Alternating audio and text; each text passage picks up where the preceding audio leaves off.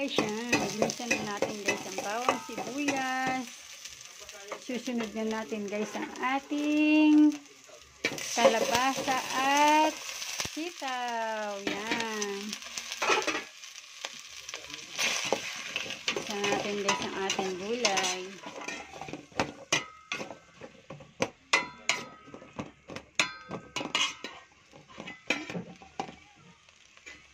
Yan, ginisa na natin guys.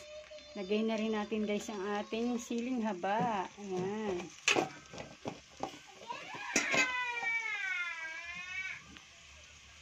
Guys, nagisa na natin ang ating gulay. Lagay na natin guys ang pangalawang gata. Ayan, pangalawang gata yan guys. Lagay natin para masabaw ang ating gulay. Masarap pag maraming sabaw. Yan. Busin na natin siya guys. Yan. Para marami tayong gata. Marami tayong sabaw.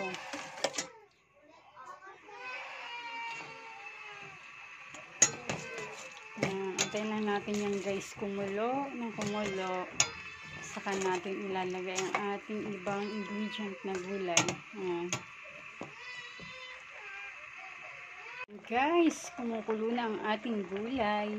Lalagay na natin guys ang ating kakang gata. Ayan, ang ating kakang gata. Ayan. Lakyan natin ang butas para mabilis. Ayan, mandik na matapon. Ay, nako, ang hirap kasi talaga kumilos ng isang kamay lang. At yung isa ay hawak ko ang cellphone. Yan.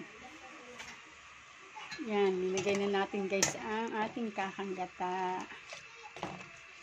Ngayon, siyempre, lalagay na natin guys ang ating pechay. Yan. Lagay na natin ang ating pechay.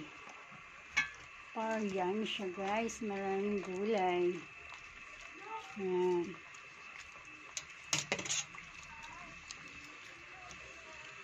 Huli na natin guys ang ating malunggay at ang ating pritong isda. Yan.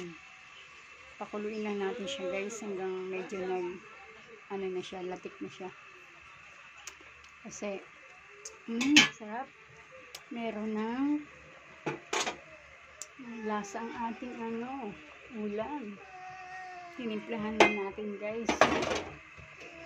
Kunting kulo na lang. Guys, kumukulo na. Lagay na natin ang ating isdang prito. Yan. Lagay na natin siya guys. Tapos lalagay na natin ang ating malunggay. Yan. Ang ating malunggay. Yan. Pinakahuli natin yan guys. Kasi mabilis naman yan maluto ang ating malunggay. Yan. Okay na guys. Nilagay na natin ang ating malunggay. Yan.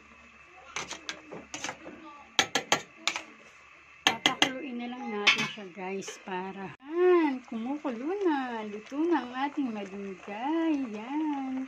Yummy na siya guys. Yan na ang ating finished product na ginataang isda. Yan. Na may kalabasa. Yum, yum, yum.